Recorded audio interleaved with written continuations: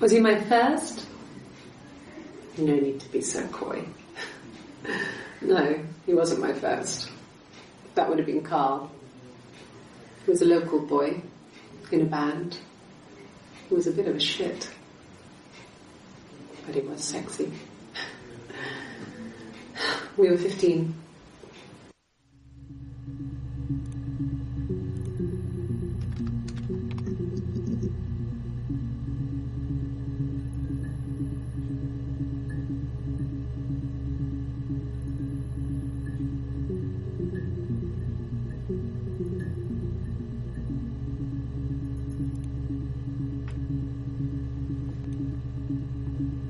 No, I was 15. Carl was older, 17, I think.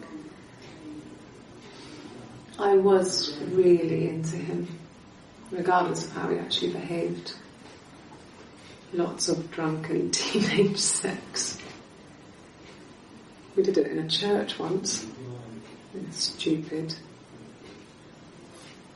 So he got tired of us and we split up after about 6 months.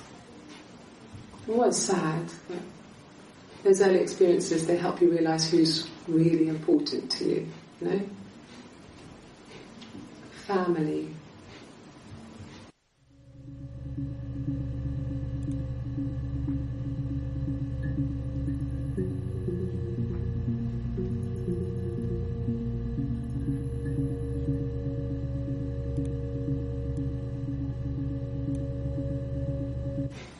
Family. So, Carl fucked off, and then there were other boys here and there, and then Simon.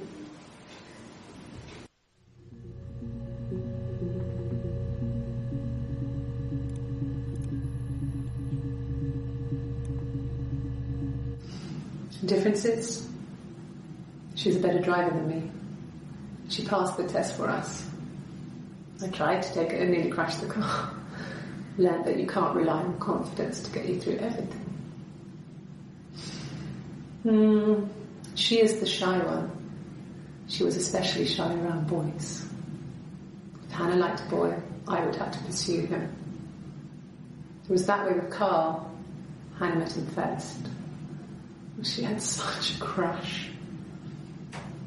I let him take my virginity after a night that his band had played at. It got difficult. When I was with Carl, we would have sex, but Hannah couldn't let him see she was a virgin. She had lots of excuses. After a while, we decided that I should take Hannah's virginity. It's not that different to a bruise, pulling a tooth, a graze. We used a hairbrush. After that, we took it in turns, though. I was always the one who seduced the boys. Until Simon.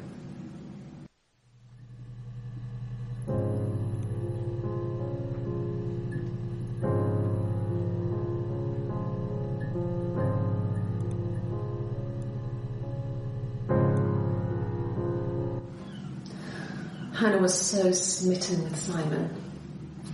She started getting jealous, didn't want to share. Even the first date, we went to see Tom Cruise at the Old Odeon. We both went, kept changing places in the toilet. We only had the one best dress, so we had to keep swapping clothes. Must have thought we had terrible bladder problems. The next date, it was my turn. At the end, I let him kiss me, but that was it. We didn't want another Carl on our hands, and the Ouija board had said to hold back. After that, it was Hannah's turn, and she slept with him. Broke the rules. Deliberately broke the rules. She wanted to be the first to sleep with him. I mean, that's when she got pregnant. From that one time.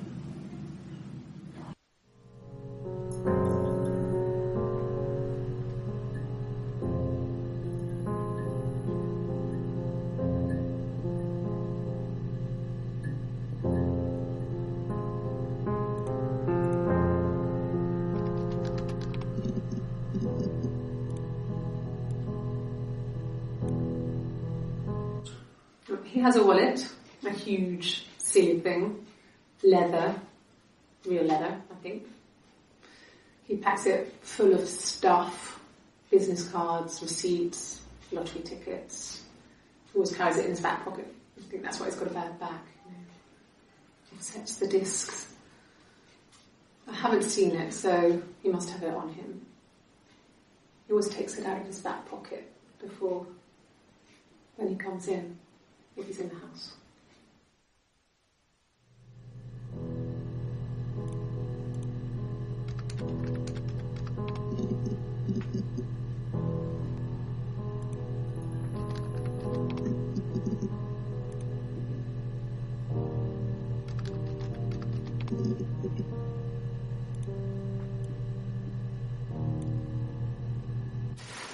Silverleaf? No. He normally silvers them properly. This mirror, it's supposed to look antique. The reflection isn't as good. It's the perfect mirror for someone who doesn't like to look at their own reflection.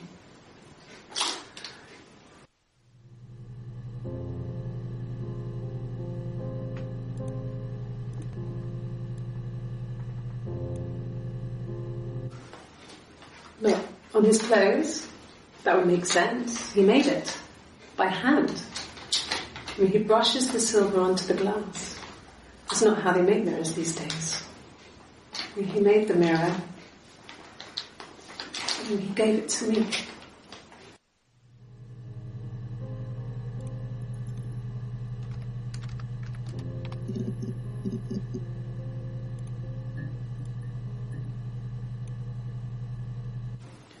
It wasn't the present so much. It was one of those arguments that had been simmering for a while.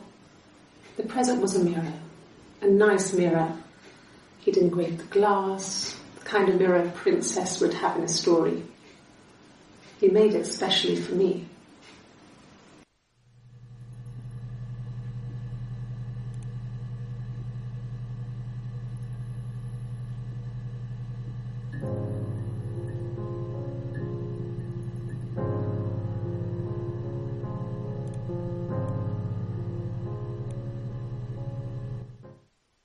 The mirror. I can't remember. I put it somewhere safe. Upstairs, I think. I haven't looked at it since.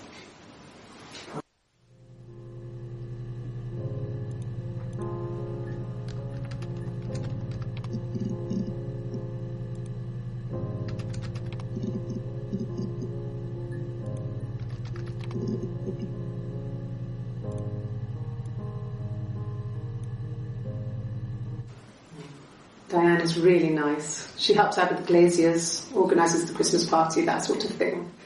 They have 2 kids, really sweet kids. She used to look out for me when I worked there.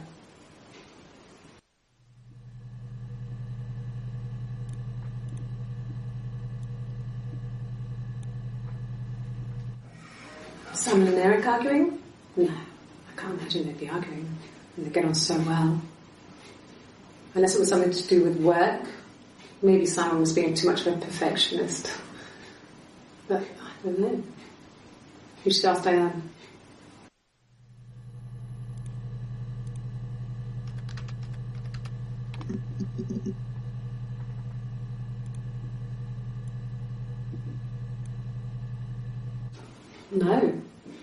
No, Simon didn't play guitar. He wasn't very musical. He liked to listen, but he was tone deaf.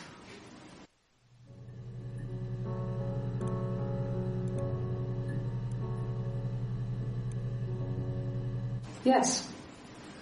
Yeah, it's my guitar.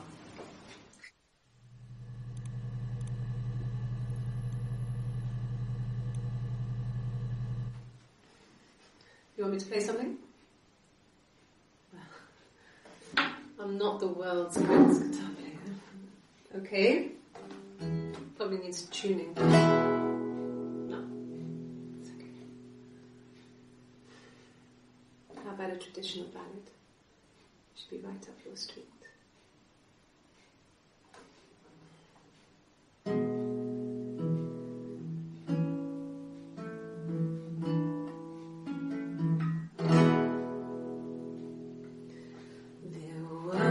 the two sisters came walking by the sea. Oh, the wind and the rain.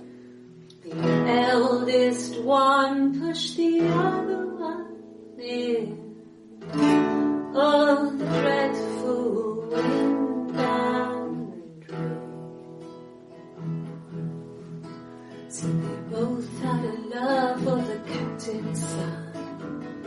Oh, the wind and the rain, but he only cared for the youngest one. Oh, the dreadful wind and rain.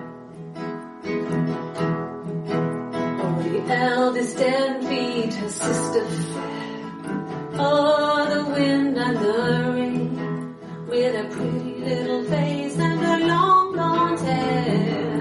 Oh, the dreadful wind and rain.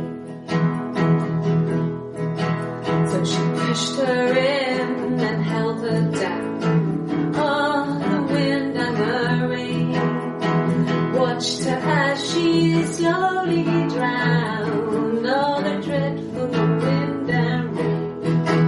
Oh, she floated up and she floated down. Oh, the wind and the rain floated till a ship came by. Oh, the dreadful wind. Out comes the captain's son. Oh, the wind and the rain. Father dear, here swims and swan. Oh, the dreadful wind and rain. And then it gets really weird, so I think that's a good place to stop.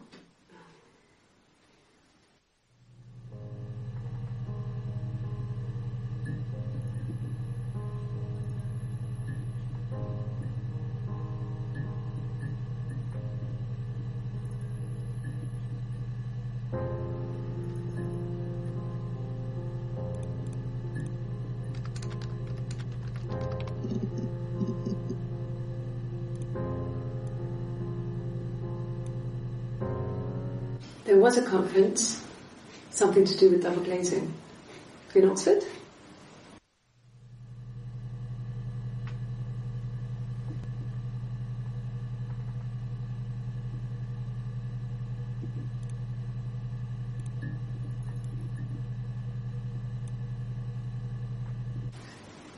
Are you sure? What would he be doing in Oxford if there was no conference? I remember calling him. He said it was boring and he spent most of the time at the bar.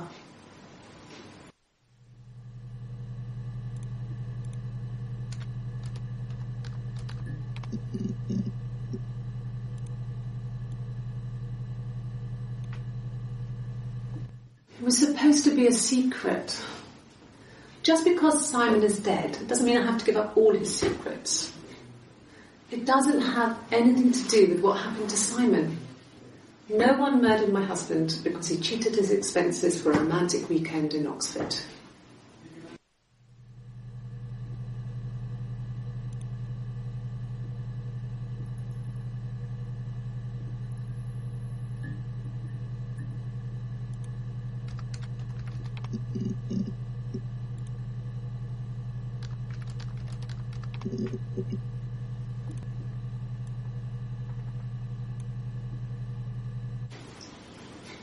Okay, you got me. I'll confess. We were there. It was a dirty weekend. Simon was going to expense it, pretend it was a business trip. I used a made-up name. We stayed at the hotel, had room service, didn't leave the room, had a great view of the river.